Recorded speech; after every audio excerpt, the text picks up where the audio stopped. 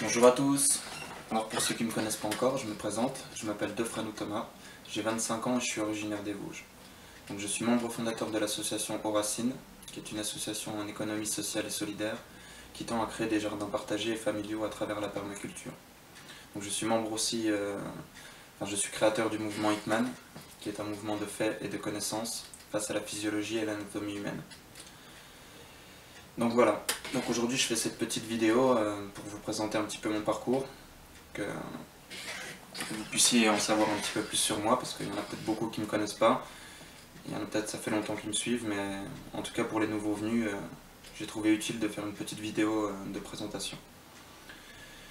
Donc voilà, moi en fait, comment j'en suis venu à là finalement, c'est tout simplement parce que bon, à l'adolescence, un peu comme tout le monde, enfin je veux dire comme tout le monde, plutôt comme les gens qui m'entourent, on a un petit peu ce sentiment de rejet du système, on a l'impression d'être un peu emprisonné en fait, et donc on se sent pas bien, voilà, on passe plus notre temps à vouloir être, enfin on aime déjà pas l'école, donc on passe plus notre temps à vouloir être en dehors de l'école que d'écouter ce que le système scolaire nous inculque. Et en fait, finalement, on se sent pas bien, donc on préfère voilà, penser aux copains plutôt que penser à notre vie future, à notre travail futur, à notre maison, ainsi de suite. Parce que pour nous, en fait, finalement, à cet âge-là, ça veut complètement rien dire. Et donc, on a un petit peu ce sentiment, en fait, de non-liberté, en fait. On se sent pas libre, mais on comprend pas vraiment pourquoi. Et en fait, arrivé vers l'âge de... Alors, ça a commencé vraiment à 18 ans, mais c'est vraiment à l'âge de 20 ans qu'en fait il y a eu un gros déclic en moi. En fait, j'ai commencé à me poser des questions, je me suis dit mais qu'est-ce que tu fais Thomas dans ce monde-là À quoi tu sers Quel est le monde qui t'entoure il y a vraiment quelque chose de néfaste en fait. J'ai l'impression qu'il y a un non-sens en fait dans la vie que je mène. Donc j'ai employé des études, en fait, je travaillais en couverture zinguerie. Donc j'ai fait mes études en couverture zinguerie, puis après j'ai commencé à travailler à partir de l'âge de 15 ans à peu près.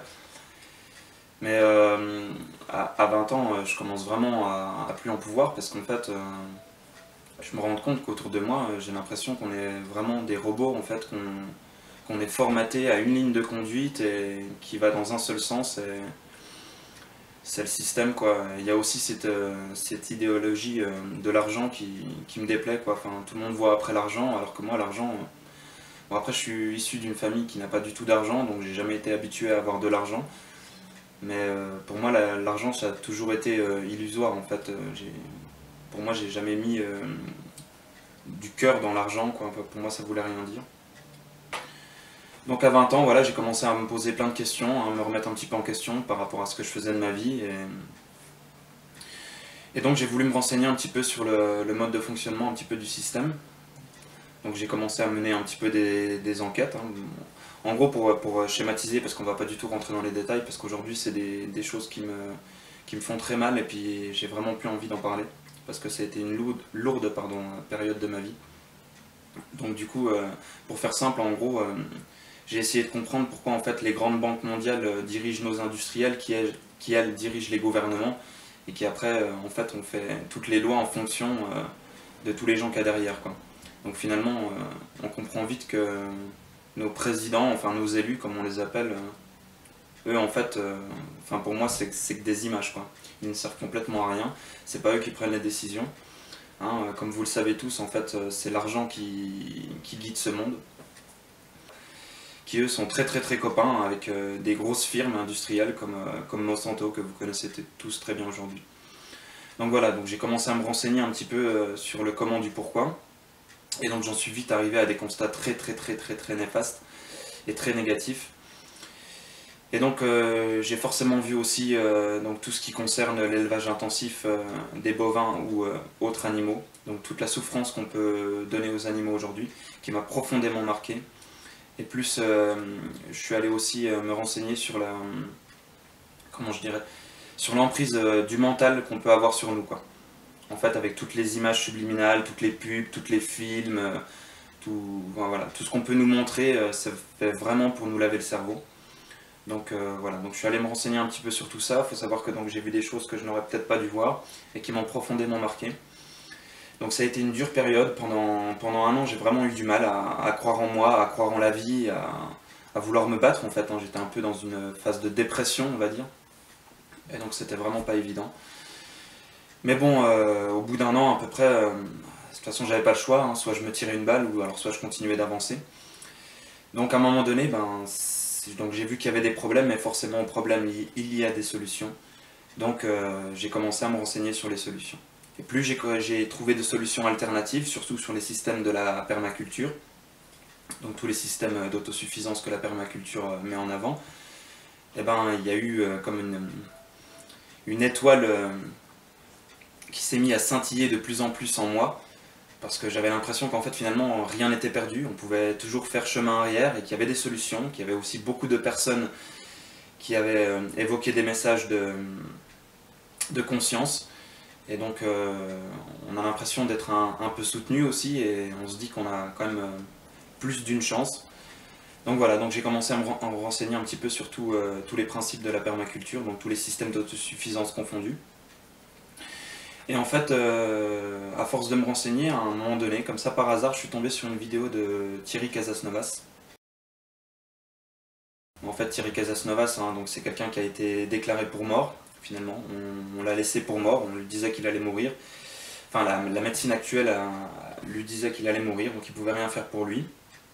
Il a voulu trouver des solutions alternatives pour pouvoir se guérir, donc il a été vers des médecines naturelles, comme l'Institut Hippocrate qui prône ton aliment soit ta seule médecine. Donc voilà, donc il a commencé à se renseigner sur plein d'autres méthodes, et il en est très venu vite à des façons de manger tout cru. Donc du coup, il y a été, il s'est dit qu'il n'avait plus rien à perdre, donc il s'est mis à manger tout cru, fruits et légumes, et donc il a guéri son problème. Donc je sais plus exactement ce qu'il avait, mais bon, c'était des problèmes de maladie cardiovasculaire en fait. Hein. Donc au poumon, enfin il avait les poumons, je crois le poumon gauche ou le poumon droit complètement dans les choux. Enfin il allait mourir, et donc il s'est guéri. Donc voilà, aujourd'hui Thierry Casasnovas fait part de... car il a beaucoup appris la physiologie, et donc il fait partager ses connaissances sur les réseaux sociaux ainsi que sur la chaîne YouTube. Donc voilà, donc j'ai commencé à regarder des premières vidéos de Thierry Casasnovas. Donc faut dire qu'au début un petit peu il me faisait vraiment peur, parce que bon, il faut dire qu'il est vraiment très maigre, il n'a pas du tout la tête de quelqu'un en bonne santé, et pourtant il dispense un message de santé et d'hygiénisme. Donc voilà, j'étais un peu tendu en le regardant, je me demandais c'est quoi ce charabia, mais pourtant ses propos paraissaient totalement cohérents. Donc j'ai écouté comme ça 5 ou 6 vidéos, et après j'ai laissé un peu tomber, parce que pour moi en fait son discours me paraissait un peu trop extrême. Pour moi, manger tout cru et comprendre qu'en fait les aliments qui nous correspondent c'est quasiment uniquement les fruits et les légumes, que voilà, les produits céréaliers c'est néfaste pour nous car ça nous fait des cols dans les intestins, ce qui fait qu'il va y avoir une prolifération de candidats, le candidat albicans, qui lui va grignoter cette croûte et qui va rejeter beaucoup d'acidité. Enfin bref, donc en fait il parle de tout manger tout cru, et pour moi c'est un peu extrême, et puis je comprends pas. Enfin, les produits animaux comme la viande, pour moi dans ma tête on en a toujours mangé, donc les produits céréaliers c'est pareil, c'est une longue histoire. Donc voilà, pour moi c'est trop extrême, donc je décide plutôt de vraiment changer mon mode alimentaire en mangeant un peu plus cru, mais pas vraiment, et plus végétal en tout cas, mais voilà, en prenant des produits de saison et en favorisant les produits bio. Donc voilà, et puis les agriculteurs locaux, ainsi de suite. Et donc voilà, donc je continue mon cheminement vers des renseignements, et en fait, pas beaucoup de temps après, ça doit faire 2-3 mois après à peu près, je retombe sur une vidéo en fait d'un reportage fait par le journal Le Chou Brave, qui est un journal en fait indépendant et qui traite des sujets sur l'alimentation vivante et la permaculture. Donc je suis tombé sur un reportage d'Irène Grosjean. Donc Irène Grosjean, c'est une naturopathe qui a plus de 80 années. Je ne sais plus exactement quel âge, mais bon, elle est déjà bien âgée. Et vraiment en tombant sur cette vidéo là, que vous avez sans doute dû voir, ça m'a vraiment profondément marqué. Et là en fait, en voyant cette femme parler, avec un message de paix et d'un... Enfin vraiment, il y avait un bon sens dans ce qu'elle disait, et c'était vraiment très cohérent. Et en fait, je me suis rappelé que Juste après la vidéo, en fait, ça m'a rappelé que quand j'étais petit, en fait, moi je me baladais souvent dans la forêt, hein, donc j'avais pas grand chose à faire, enfin je veux dire entre guillemets, donc j'allais souvent dans la forêt, me balader dans les arbres, et je me disais souvent en fait qu'on était pas si différents en fait des singes et qu'on devait être fait pour vivre dans les arbres, pareil, et manger ces fruits. Donc en fait la vidéo d'Irène Grosjean m'a mis vraiment en accord avec ce que je pouvais penser quand j'étais petit. Et voilà, d'ailleurs, elle en parle, en fait, elle nous montre et elle nous fait bien comprendre qu'en fait, on n'est absolument pas omnivore comme on peut le comprendre aujourd'hui, comme on nous le fait croire, mais qu'on est complètement comparable aux frugivores, à l'espèce frugivore, en fait. Donc, un petit peu aux grands hominidés, les dos argentés, tout ça, quoi, qui mangent énormément de fruits. Et c'est vrai que quand on les regarde, en fait, il y a quand même une sacrée ressemblance. Et en fait, quand on compare tous nos organes, et notamment notre tube digestif, il est complètement similaire aux frugivores, alors que finalement, omnivore, enfin, moi j'attends encore aujourd'hui qu'on me trouve des réels arguments pour nous prouver qu'on est omnivore, quoi, parce que en fait, les seuls arguments qu'on va vous balancer aujourd'hui, c'est, alors soit omnivore, on est omnivore parce qu'on est fait pour manger de tout, donc alors ça c'est un peu n'importe quoi, parce qu'il faut savoir qu'un omnivore ça ne mange pas de tout, loin de là. Ça mange en grande partie de la viande, donc de la viande crue, hein, qu'il chasse sur place, quoi, en fait, de la viande vivante. Donc il mange énormément de viande, et avec des compléments de végétaux, on va dire. Donc voilà, ça c'est leur alimentation, donc ils ne mangent pas de tout, hein. Enfin en tout cas ils ne mangent pas des aliments surtransformés, chimiques et industriels comme on les peut les connaître aujourd'hui. Donc déjà l'argument là, il est à bafouer complètement. Et en fait le deuxième argument qui est le premier sur la liste, donc enfin moi aujourd'hui j'ai vu que deux arguments. Après, si vous en avez à me balancer, allez-y, il n'y a pas de souci. Mais le deuxième argument, c'est qu'on a des soi-disant canines. Alors ça me choque un peu parce que des canines, j'appelle pas vraiment ça des canines. Alors ok, on a donné un nom sur ces dents-là, mais quand on regarde les canines, c'est quoi, hein? Regardez chez les carnivores et chez les omnivores, les canines, c'est quoi? Ça n'a vraiment rien à voir avec nous, quoi. Et je pense pas que nous, on serait capable, avec notre dentition, d'aller chasser un animal et de croquer dans sa peau crue comme ça pendant qu'il est vivant, quoi. Hein, si nous on peut pas cuire l'aliment, on ne pourra jamais le manger. En fait tout ça c'est assez simple en fait. En fait il faut se remettre dans un mode naturel, comme si on venait d'arriver dans la nature et qu'on avait tous nos instruments, comme tous les animaux ont, pour pouvoir se nourrir et vivre normalement, par notre propre biais. Sauf que nous quand on arrive dans la nature, bon bah on n'a pas de lance, on n'a pas de feu, et ainsi de suite. Donc bah déjà, je pense pas qu'avec nos mains, on puisse aller attraper des animaux. Hein. Je pense qu'on n'a pas les griffes suffisantes. Et c'est pareil, on n'a pas une mâchoire fait pour. Alors qu'en fait, on arrive dans un environnement où il y a plein d'arbres et c'est gorgé de fruits et de légumes. Enfin, il faut arrêter de me faire croire qu'on va préférer aller se risquer, alors que c'est hyper dangereux, d'aller chasser un animal pour ensuite... il faut encore découvrir le feu, donc tout ça, ça prend du temps. Puis avant, il a même fallu faire une arme pour fabriquer une arme. Alors qu'en fait... il y a des fruits et légumes qui sont là à profusion, on a juste à grimper, d'ailleurs on a des mains faites pour grimper, et il faut savoir que nous on est une espèce qui voit en couleur, les omnivores ne voient pas en couleur, enfin il y en a certains je crois qui distinguent les parties de couleur, mais ils ne voient pas en couleur comme nous, et si nous on voit en couleur c'est bien pour, c'est bien pour avoir la vue d'un fruit mûr ou non. Enfin, voilà. D'ailleurs il y a une belle phrase que j'aime beaucoup, c'est la vue même d'un animal mort ne déclenche pas chez nous l'envie de manger, comparée à celle d'un fruit bien mûr. Donc bah voilà, je pense que c'est assez simple. Donc voilà, fondamentalement en fait, c'est simple comme bonjour, finalement on est vraiment fait pour manger des fruits et des légumes crus. Pourquoi crus? Parce qu'ils conservent tout leur contenu nutritionnel pardon, et surtout les enzymes, qui après la cuisson meurent. Donc en fait les enzymes, si vous voulez, je vais vraiment schématiser, en fait si vous voulez, c'est un petit peu les petits bonhommes constructeurs en fait qui vont prédigérer, envoyer des informations, mélanger ceci à ceci. En fait, c'est les petits bonhommes, en fait, si vous voulez, entre guillemets, qui vont s'occuper des étapes à faire dans l'organisme. Alors, pas tout à fait comme les hormones, mais bon, enfin, voilà. C'est pour schématiser un petit peu. Donc voilà, quand on ne mange pas cru, en fait, on perd toute cette valeur nutritionnelle, donc finalement, on ne mange rien. Et on perd aussi notamment beaucoup les fibres, qui sont très importantes, en fait, dans notre processus de digestion. Parce que les fibres, en fait, c'est rempli de cellulose. Donc nous, on n'est pas munis pour digérer ces celluloses, ces longues chaînes de cellulose. Mais en fait, on n'a pas besoin de les digérer. Donc nous, on n'arrive pas à les scinder, mais elles vont rester telles quelles, mais elles vont servir à faire un balayage intestinal, en fait. Donc elles vont nous servir à gratter et à balayer en fait dans le tube digestif, de façon à ce que les éventuelles colles qui s'y trouvent se détachent. Donc voilà. Et quand on mange cuit, ben, les fibres elles sont complètement cassées, donc en fait on les utilise plus en tant que telles. Et fondamentalement, je veux dire, dans la nature, si on veut cueillir des fruits, on n'a pas le feu, ben, on va les manger crus. Voilà, tout simplement. Donc voilà, pour un petit peu comprendre un petit peu ce que j'ai compris en pas longtemps en regardant finalement la vidéo d'Irène Grosjean. Donc en fait, cette vidéo, en fait, elle m'a tellement plu que ça a donné un vrai sens à ma vie, en fait. J'ai réussi à comprendre, en fait, pourquoi, en fait, on était si malade. Et c'est parce qu'en fait, on s'était éloigné complètement de notre alimentation, je dirais, physiologique et originelle. Et de plus en plus, il y a l'industrie aujourd'hui, hein, depuis les années 70, qui nous a vraiment mis un gros coup en avant dans la maladie, et, que ce soit dans la maladie interne ou la maladie mentale. Donc c'est pareil. Donc voilà, donc, après cette vidéo, en fait, j'ai eu un grand plaisir à vouloir me renseigner sur notre physiologie, car que j'avais vraiment envie de comprendre en fait comment on fonctionne et en fait de comprendre le rapport avec les maladies et les aliments qu'on mange aujourd'hui.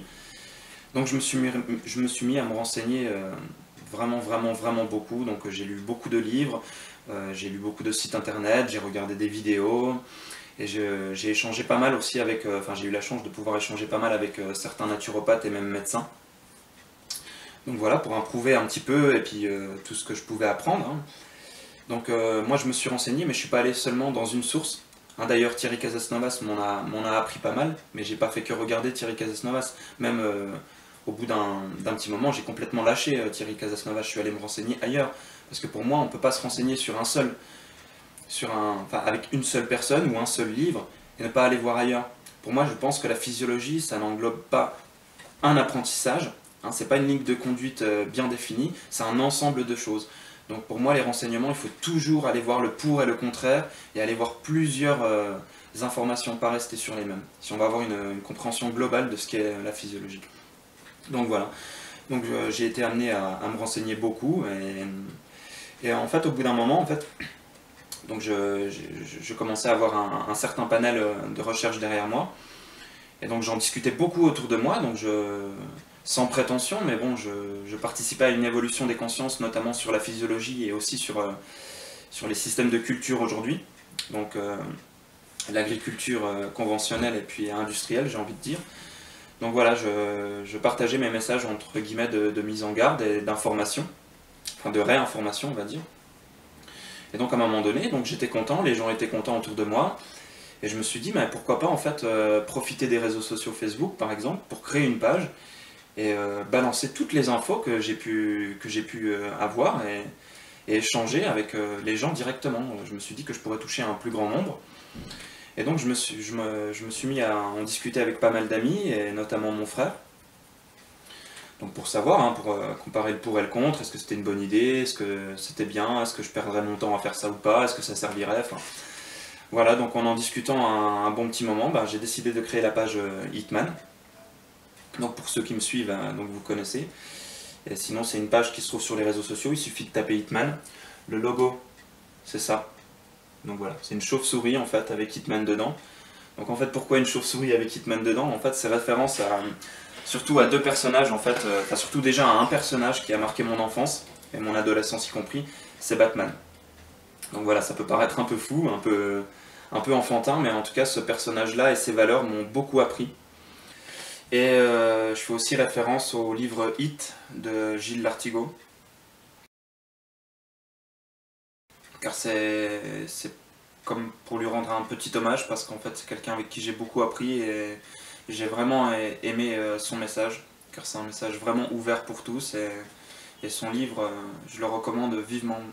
D'ailleurs pour des personnes qui ont changé leur alimentation et qui essayent de donner une conscience aux gens de pourquoi ils ont fait ça, et qu'ils n'arrivent pas vraiment parce qu'ils n'ont pas les mots, ils n'ont pas les connaissances, ils ne savent pas comment s'y prendre, je conseille vivement de leur faire partager le livre Hit de Gilles Lartigot. Donc voilà, un petit peu pour l'histoire du logo. Et donc Donc je voulais en venir où au final je voulais parler, ouais, donc d'aller un peu plus précis. Donc moi, en fait, finalement, donc après avoir découvert en fait toutes ces choses sur la physiologie, après m'être renseigné pendant une bonne année, et ben je décide en fait d'un commun accord avec mon esprit et mon corps de changer radicalement d'alimentation. Donc c'est-à-dire que du jour au lendemain, en fait, je passe d'une alimentation traditionnelle à manger plus que des fruits et légumes crus, avec des compléments d'oléagineux, des graines germées et des feuilles vertes. Mais voilà, je change mon alimentation du tout au tout. Donc c'est à peu près dans la période de l'été. Et donc je change comme ça de tout à tout. Et c'est quelque chose d'ailleurs que je ne conseille absolument pas de faire. Tout simplement parce qu'en fait c'est beaucoup trop radical et moi j'en ai vraiment souffert. Donc vraiment pendant un mois ça a été très très très difficile cette transition parce que j'avais vraiment énormément d'aigreur aux intestins, j'avais vraiment très très très mal au ventre pour faire simple, j'avais de la fatigue de plus en plus, j'allais à la selle en permanence, surtout des selles liquides, enfin c'était vraiment une période très désagréable, j'étais vraiment pas bien, j'avais plus d'énergie, j'avais même l'impression en fait que malgré le bagage de renseignements derrière moi, finalement que j'étais en train complètement de me tromper en fait, que je faisais fausse route. Mais bien heureusement, en fait, passé ce mois-là, c'est tout l'inverse qui a commencé à se produire. Donc il faut savoir, moi par exemple, que j'étais quelqu'un de vraiment très nerveux, qui avait beaucoup de mauvaises pensées, enfin j'avais du mal à avoir des pensées positives. En fait, tout ça c'était dû aux renseignements néfastes que j'ai fait. Et donc j'étais vraiment très stressé. En fait, la première chose que j'ai remarqué, c'est un retour au calme assez rapide en fait. Peut-être en 1 ou 2 mois, en fait, je m'aperçois que je me calme et que mes idées sont plus claires, que j'arrive beaucoup mieux à réfléchir. Et voilà, donc d'ailleurs ça m'a vachement surpris parce que je pensais pas que ça pourrait jouer autant sur l'esprit. Et donc finalement si. Donc c'était super, j'étais en pleine forme tout le temps. Mais ce qui m'a vraiment le plus marqué, donc il faut savoir que moi j'étais asthmatique. Donc vraiment bien asthmatique. Donc j'avais des crises d'asthme, des crises de respiration assez fréquentes, et notamment l'hiver. C'était vraiment une période très dure où j'étais vraiment malade, je toussais tout le temps, j'avais des manques de respiration comme pas possible. J'étais toujours malade, je coulais du nez, enfin voilà, cloué au lit quoi en gros. Donc c'était vraiment des périodes atroces. Et en fait, à l'approche de l'hiver, ben, finalement je m'aperçois qu'il n'y a rien du tout. Donc à ma grande surprise, en fait, je suis absolument pas malade, bien au contraire, je suis en pleine forme. Il n'y a rien du tout, et je choisis même d'ailleurs délibérément d'embrasser des personnes qui sont malades en fait. C'est juste pour voir jusqu'à quel point en fait finalement le fait de mettre une bonne alimentation dans son corps, comment on peut lui donner la faculté en fait de réagir face aux éléments pathogènes qu'on peut rencontrer dans l'environnement ou que peuvent porter les gens. Donc vraiment ça a été une agréable surprise quoi. Enfin, je passe mon premier hiver en pleine forme et en pleine santé. Et c'est d'ailleurs un petit peu à ce moment-là aussi que mon entourage elle prend conscience en fait que finalement je fais pas n'importe quoi et que je suis pas en carence. Parce que c'est ce qu'ils ont pensé tout au début. J'avais beau leur expliquer et leur faire comprendre les bases de la physiologie, de leur faire comprendre avec des points de vue physiologiques que ce que je faisais c'était bon pour notre santé, c'était même ce qu'il fallait pour notre santé. Mais bon, ils voulaient pas croire, ils croyaient que j'étais complètement dans un dogme, voire complètement sectaire, enfin voilà. Donc ils pensaient que je me trompais totalement. Et en fait, quand ils ont vu mon premier hiver passer comme ça, sans aucun problème, réjouissant de bonheur et de pleine santé, ben, c'est là qu'ils ont compris qu'en fait, je faisais peut-être pas fausse route et que finalement, c'était peut-être cohérent tout ce que je disais. Donc voilà, donc aujourd'hui, ils ont totalement compris et ils respectent totalement ce que je fais, même s'ils n'ont pas changé leur alimentation pour autant, mais ils respectent totalement ce que je fais.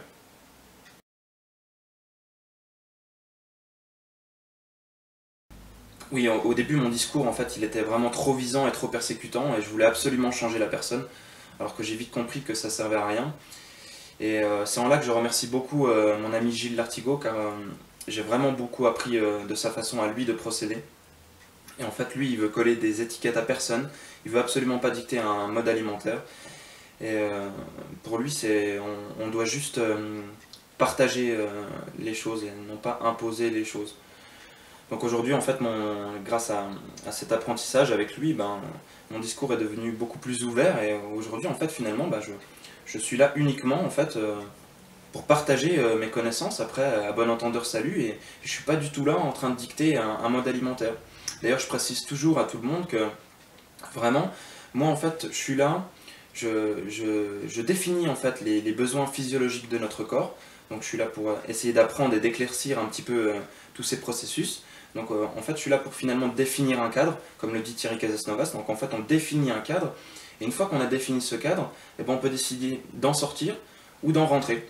Donc c'est-à-dire une fois qu'on a vu les besoins fondamentaux de notre organisme, ça ne veut pas dire forcément qu'on est obligé de changer du tout au tout. Il faut en prendre conscience, c'est tout. Mais après, c'est pas parce qu'on va aller manger derrière des pizzas ou autre que c'est un mal. L'essentiel, c'est déjà d'avoir compris les besoins fondamentaux de notre corps. Ensuite, je pense qu'il faut, quand on veut faire une transition, je pense pas qu'il faut éliminer, forcément. Il ne faut pas avoir direct l'élimination. Par exemple, les produits laitiers, ou les produits animaux, les produits céréaliers, ou enfin, peu importe. Ou ce qu'on mange, hein, les aliments industriels, et je pense pas qu'il faut les éliminer directement. Je pense qu'il faut plus aller vers le rajout. Pas penser en termes d'élimination, de ce qu'on va pouvoir éliminer de notre bol alimentaire, mais plutôt qu'est-ce qu'on va pouvoir rajouter. Moi je pense que c'est mieux de continuer à manger ce qu'on mange, mais rajouter. Rajouter des fruits, rajouter des légumes crus si possible, mais rajouter. Et je pense que le cheminement il va se faire tout seul. Et déjà il faut savoir que si on rajoute, eh ben, c'est plus la peine de se poser les questions de carence.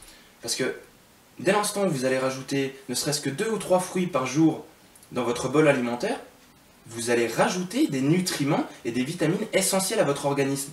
Donc, c'est même pas la peine, en fait, je veux dire, quand on fait cette transition alimentaire, de penser aux carences.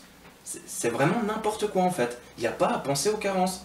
Je veux dire, si vous mangez ce que vous mangez, je veux dire, toute notre vie durant, on a mangé ce qu'on a mangé, notre bol alimentaire, sans se poser de questions, donc du tout et n'importe quoi, hein, je veux dire des aliments surraffinés, surtransformés, qui sont complètement toxiques, avec je ne sais combien d'additifs alimentaires, et on ne s'est jamais posé la question des carences.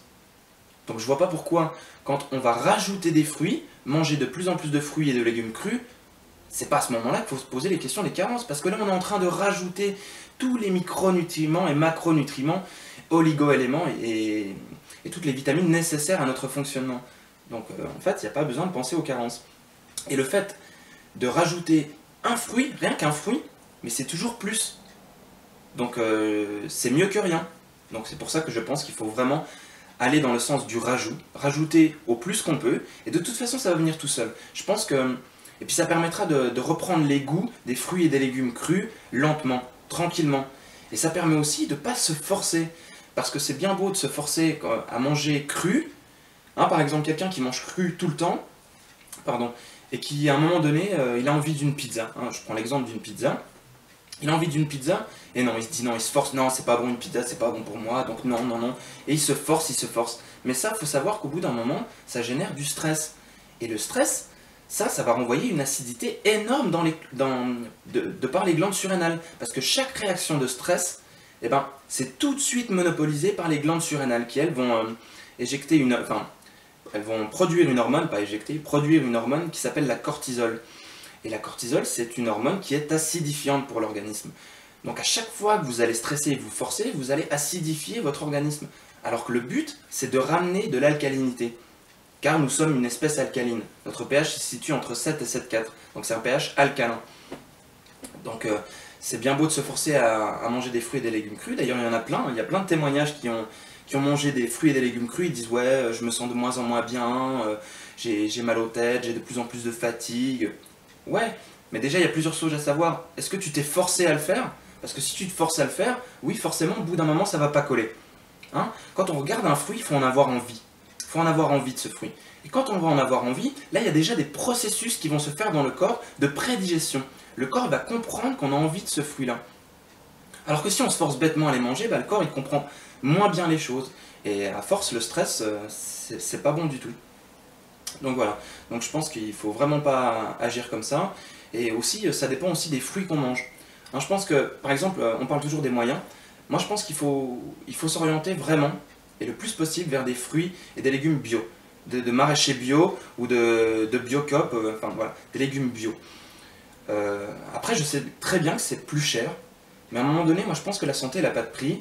Et si c'est plus cher, eh ben, il vaut mieux que vous achetiez que vous achetiez, que ce soit seulement 10 fruits dans la semaine, qui soient bio, parce que ça vous coûte trop cher, vous ne pouvez pas en acheter plus, bah vaut mieux acheter ces 10 fruits que d'aller en acheter 20 dans l'industrie. Enfin, moi c'est ce que je pense. Ça ne veut pas dire c'est ce que vous devriez faire, mais c'est ce que je pense. Voilà.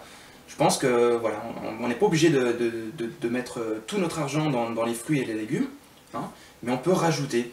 Et je veux dire, si on commence aussi à supprimer par exemple des chips, les sodas, le coca, ça va nous rapporter de l'argent. Parce que je veux dire, quand on rentre dans un magasin, je veux dire, il y a plein d'aliments. Je veux dire, on n'a pas besoin de faire de la physiologie pour comprendre que c'est pas des aliments. Hein, quand je parle de chips, de coca, de gâteaux, bon, c'est pas des aliments. On le voit très vite que c'est pas des aliments. Enfin voilà. Donc c'est aussi simple que ça. Quand on commence aussi à arrêter ces aliments-là, eh ben, tout simplement, on fait une économie. Puis après tout, moi je pense vraiment que la santé n'a pas de prix et elle n'a pas de temps non plus. Si vous voulez voilà, en savoir un petit peu sur mon alimentation, donc moi je mets pas trop mon alimentation en avant, hein, parce qu'en fait c'est à chacun de définir ses besoins, c'est à chacun de définir ce qu'il a envie de manger, et moi je pense que si je montrais trop ce que je mange, bah, je donnerais envie aux gens qui me suivent de manger ce que je mange. Or ce que je mange moi ne correspond pas forcément à celui qui me regarde. Donc tout simplement j'ai pas envie de mettre en avant ce que je mange, mais voilà, si vous voulez comprendre un petit peu comment moi je procède, donc en fait c'est simple, hein. Donc j'achète des fruits et des légumes, donc je me fais un beau panier, et en fait chaque fois que je passe devant, bah, il y en a un qui me donne envie plus qu'un autre. Hein, je me dis pas tiens je vais me faire ça, je me dis pas à l'avant je vais me faire ça, en fait je passe devant et il y en a un qui me donne envie, et donc je prends le fruit là et je le mange. Donc moi il faut savoir que je me complique pas trop la vie, hein, c'est pas forcément un exemple parce que j'adore aussi, enfin, en fait moi je me complique pas la vie, en fait c'est à dire que les fruits et légumes je les prends comme ça et je les mange à la croque. Enfin, je fais pas trop de composition, à part à chaque fois j'en fais de temps en temps parce que j'ai envie de me faire plaisir. Et c'est souvent là que je prends en photo et que je publie l'assiette. Mais je le fais vraiment pas souvent. Je mange des fruits à la croque comme ça, comme ils me viennent. Donc tout ça c'est un cheminement, hein. Je ne dis pas qu'il faut faire comme ça. Je pense que c'est le mieux, parce qu'en fait c'est le fruit qui nous a donné envie qu'on mange, donc je pense que c'est la meilleure façon de procéder. Mais je ne dis pas du tout qu'il faut faire comme ça. Voilà, donc moi je fais comme ça, mais voilà, ça m'arrive parce que j'ai des amis aussi qui cuisinent, on va dire, donc ils font des belles assortiments, des beaux assortiments, et je suis vraiment très content quand je suis invité et que je peux manger des belles assiettes bien présentées, avec plusieurs aliments ensemble.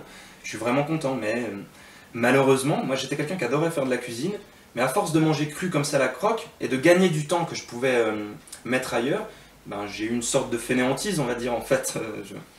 Voilà, quoi, tout simplement, j'ai plus envie de cuisiner parce que pour moi c'était beaucoup plus simple de couper mon fruit et voilà. Donc voilà un petit peu.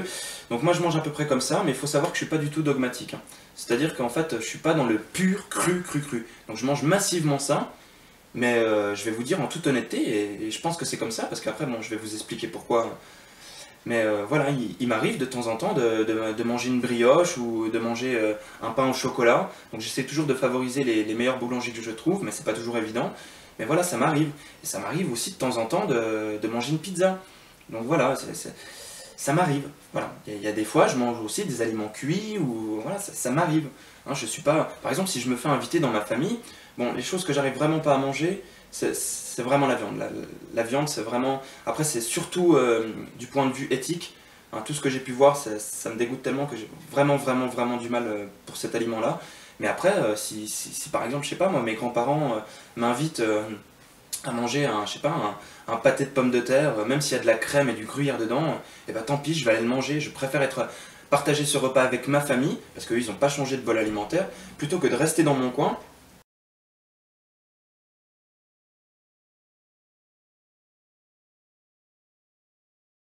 En fait, je voulais juste finaliser en vous disant qu'il y aura le site bientôt de Oracine sur internet qui sera dévoilé, je pense, courant février. Et donc sur ce site, vous pourrez, parce qu'en fait, on crée un site parce que forcément, tout le monde n'a pas accès aux réseaux sociaux Facebook. Donc c'est pour que en fait, ça puisse être vu et par le plus grand nombre. Donc ce site sera bientôt sorti. Donc pour ceux qui suivent la page Hitman et qui ont envie grandement d'en apprendre sur la physiologie et qui aiment ce que je fais et qui veulent continuer de me suivre, et ben sur le site, donc le site s'appellera Oracine, hein, comme l'association, Mais dedans, il y aura un petit onglet qui s'appellera Hitman. Et donc, il y aura juste à cliquer dessus et il y aura tous les articles que j'ai déjà publiés et les nouveaux articles que je publierai. Donc voilà, il y aura un petit lien Hitman. Pour ceux qui veulent vraiment approfondir la physiologie, ben, vous irez sur ce petit lien Hitman. Et voilà. Donc voilà, et ben voilà, j'espère avoir été assez explicite sur mon parcours. Donc voilà, j'ai pas voulu aller dans tous les détails non plus, mais bon, voilà. Je pensais que c'était important de me faire connaître un petit peu mieux, et puis de faire connaître aussi l'association ainsi que le mouvement Hitman. Donc voilà, puis de me présenter à vous. Voilà. Donc je voudrais terminer cette vidéo par quelques remerciements. Je voudrais remercier tout d'abord en fait tous mes proches, ma famille et tous ceux qui me soutiennent autour de moi, qui m'ont soutenu depuis le départ et qui continuent de me soutenir aujourd'hui. Donc merci parce que vous faites partie de ma force. Et je voudrais aussi remercier tous ceux qui suivent et qui soutiennent le mouvement Hitman ainsi que l'association Aux Racines. Car c'est vraiment grâce à vous en fait que tout cela s'opère et qu'on voit de meilleures choses de plus en plus, car simplement le fait que vous mettiez j'aime à une publication, que vous la partagiez ou que vous écriviez un commentaire, et ben ça permet simplement qu'il y ait une plus grande partie des personnes qui puissent la voir, simplement parce que ça fait remonter la publication dans le fil d'actualité. Donc il y a de plus en plus de monde qui peut y avoir accès. Donc c'est aussi grâce à vous si ce mouvement marche aussi bien et si on peut donner autant de connaissances aux gens. Donc voilà, merci vraiment à vous. C'est vraiment un merci qui vient du fond du cœur parce que je vous aime autant que vous pouvez m'aimer. Et voilà, c'est avec grand plaisir que je partage avec vous aujourd'hui ces connaissances. Et je tiens fondamentalement aussi à remercier mes 3 amis que j'ai réussi à connaître et que je côtoie aujourd'hui grâce à ce mouvement de réseaux sociaux. Donc je remercie tout d'abord Gilles Lartigot de m'avoir soutenu et de me soutenir encore aujourd'hui. Merci à mon ami Thierry Casasnovas de me soutenir face à mon projet aujourd'hui et de pouvoir échanger avec toi, c'est un grand plaisir. D'ailleurs on a quelques activités qui vont bientôt peut-être se faire ensemble, donc j'en suis vraiment ravi. Et un vraiment gros merci à mon ami Joe Damas. Donc pour ceux qui ne connaissent pas Joe Damas, je vous invite à regarder sur les réseaux sociaux Joe Damas. En fait, c'est un humoriste qui a fait un réel retour vers la nature, ça fait 4 ans. Donc il est en autonomie sur un terrain et son but c'est de faire pousser, en fait, si vous voulez l'image, c'est faire pousser des prairies dans la cité. Donc en fait lui, vraiment son but premier c'est de pouvoir donner accès à la culture dans les cités. Donc en fait c'est un humoriste aussi, donc il fait un spectacle qui s'appelle Retour vers la nature. C'est un spectacle super qui traite de l'écologie et des problèmes écocides et biocides tout en humour. Donc je vous conseille vraiment d'aller le voir. Donc voilà, merci à toi aussi Joe. Voilà. Donc je vous remercie vraiment tous sincèrement, car c'est vraiment vous qui me donnez la force de continuer. Donc merci à vous et à bientôt pour une nouvelle vidéo. Allez, bien à vous.